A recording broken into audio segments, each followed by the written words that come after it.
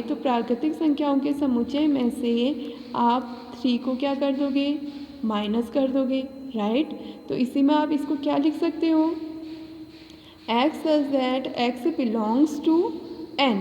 जो x है वो n को बिलोंग करता है, लेकिन साथ ही साथ कंडीशन ये होगी कि x का मान 3 नहीं होगा, क्योंकि हमने इसका डैश निकालना है। तो इसमें से n में से 3 को माइनस कर देंगे, तो उसके लिए हम क्या लिख देंगे, x का मान 3 नहीं होगा।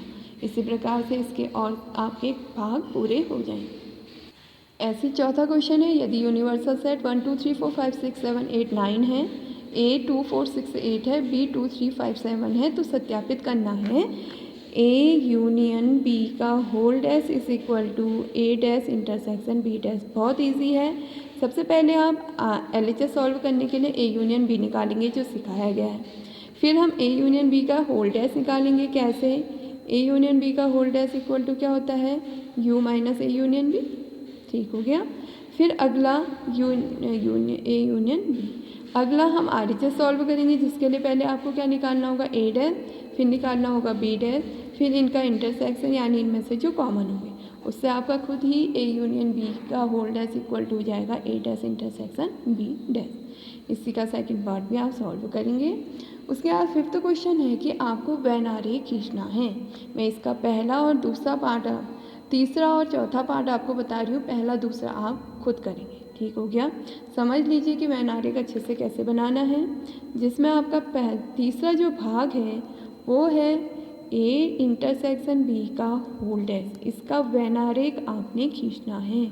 तो कैसे खींचेंगे, इससे पहले ही मैंने आपको और एक चीज़, जब भी आप वेन आरेख बनाएंगे, अभी तक जितने वेन आरेख आपने बनाए हैं मैंने आपको स्टार्टिंग में भी समझाया था कि जब भी आपके मैथ्स में कोई चित्र बनेंगे उसमें पूरा, तो वेन आरेख बनाते समय आपने इससे पहले जो वेन आरेख बनाएंगे उसमें पूरा पेंसिल का ही यूज़ करना है, और इस वेन आरेख में लिखने के लिए भी पेन का यूज़ नहीं करोगे, क्योंकि जो भी चित्र बनते हैं वो हमेशा पेंसिल के द्वारा बनते हैं और लिखा भी पेंसिल से ही जाता है। और जब भी आप वेन आरेख बनाएंगे, स्केल और प्रकार की सहायता से वृत्त बनने चाहिए, हाथ से कोई भी नहीं बनाएगा। जिसका रफ काम होगा पूरा काम दोबारा करना होगा, इसलिए फिर कॉपी में थोड़ा ध्यान से काम करिएगा। ठीक है। तो अब देखिए, जैसे आपने A इंटरसेक्शन B का होल डैश सिखाया का वेन आरेख बनाना है, तो मैंने सबसे आपको यहाँ पे जो वेन आरेख सिखाया था, तो A इंटरसेक्शन B वेन आरेख बनाना सिखाया था, सिर्फ A इंटरसेक्शन B। कैसे कहा था, ये हमने यूनिवर्सल सेट के लिए आयत का प्रयोग किया। इसमें हमने 2 वृत्त लिए A और B के लिए, राइट।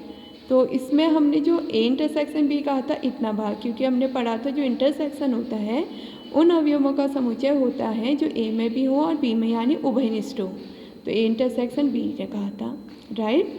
अब हमने इसका डैश खींचना है, तो डैश के लिए हमने क्या कहा था, यूनिवर्सल सेट में से इस सेट को क्या कर देंगे, आप माइनस करेंगे। यूनिवर्सल सेट में से इतने सेट को आपने क्या कर देना है, माइनस कर देना है।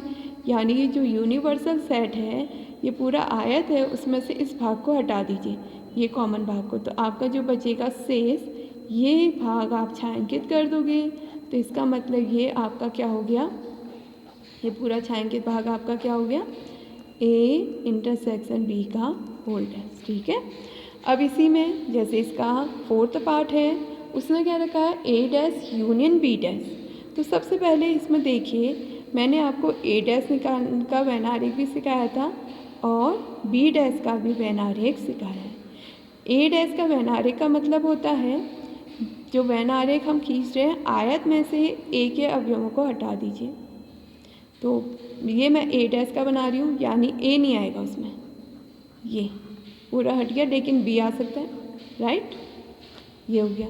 अब इसी में हमने कहा B डैश, अब B डैश है तो हम B डैश को नहीं करेंगे छायांकित, उसके अतिरिक्त सारा आ जाएगा, ये आया, उसके अतिरिक्त सारा आ गया। लेकिन हमने किसका बनाना है यहाँ पर, A dash union B dash का बनाना है। यूनियन में A डैश के भी अवयव आएंगे और B डैश के भी अवयव आएंगे। मीन्स जो आपका टोटल छायांकित भाग है, चाहे वो एक बार छायांकित है चाहे वो 2 बार छायांकित है, तो वो पूरा आपका किस में आ जाएगा, A dash union B dash. किस में आएगा, ए डैश यूनियन बी डैश है। अब इसी में अगर आपको ए डैश इंटरसेक्शन बी डैश खींचना होगा तो इसके लिए क्या करना होगा, इनमें से हम ऐसे भाग को छांटेंगे जहाँ पर दोनों रेखाएं एक दूसरे को कट करिए, मीन्स सिर्फ बाहर का एरिया, वो किसका हो जाएगा, ए डैश इंटरसेक्शन बी डैश। ठीक है। अब इसी में एक लास्ट क्वेश्चन है, सेवन्थ है, सेवन्थ आपने स्वयं करना है। सिक्स्थ में आपसे कहा गया है जो यूनिवर्सल सेट है वो सभी किसी समतल पर स्थित त्रिभुजों का समुच्चय है, सभी त्रिभुजों का। और आपने त्रिभुज पढ़े हैं, न्यून कोण त्रिभुज, अधिक कोण त्रिभुज, समकोण त्रिभुज, समबाहु त्रिभुज, विषमबाहु त्रिभुज और समद्विबाहु त्रिभुज। ये सभी त्रिभुज आपके यूनिवर्सल सेट के अंदर है। और उसने जो ए कहा है, उसने ऐसा त्रिभुज कहा है जिसमें कम से कम एक कोण आपका 60 से भिन्न हो। यानी अगर हमारे पास कोई त्रिभुज है ए, अगर इसमें ये 60 है, ये आपका 30 है, तो ये आपका कितना हो जाएगा, 180 होना चाहिए इनका योग, यानी 90। अब ये 90 बना नहीं, चलिए इसको 40 कर देते हैं, तो ये कितना हो गया 140। ठीक है। तो इसमें देखिए हमसे ये कहा है जो ए है वो ऐसे त्रिभुजों का समुच्चय है जिसमें कम से कम एक कोण 60 से भिन्न हो। तो हमने जितने त्रिभुज के प्रकार पढ़े हैं उसमें एक ऐसा ही त्रिभुज है समबाहु त्रिभुज, जिसमें तीनों कोण आपके क्या होते हैं, 60 के होते हैं। और सारे त्रिभुज आपके अलग अलग होते हैं जिसमें सब कोण आपके 60 के नहीं होते। इसका मतलब जो ए हमारा सेट है उसमें हमारा विषमबाहु त्रिभुज आएगा, समद्विबाहु त्रिभुज आएगा, समकोण त्रिभुज आ सकता है, अधिक कोण त्रिभुज आ सकता है, न्यून कोण त्रिभुज आ सकता है, लेकिन समबाहु त्रिभुज नहीं आएगा। तो यू ए डैश निकालने के लिए हम यू माइनस ए करेंगे तो यू में कौन सा त्रिभुज बच जाएगा, समबाहु त्रिभुज। तो इसलिए ए डैश कितना हो जाएगा, समबाहु त्रिभुज। तो यहाँ तक एक्सरसाइज स्टार्टिंग समुच्चय में जो हमने किया था एक्सरसाइज 1.1 से लेके एक्सरसाइज 1.5 तक के क्वेश्चन आपको जहाँ पर भी अगर किसी क्वेश्चन में प्रॉब्लम है तो मुझसे आप पूछ सकते हैं।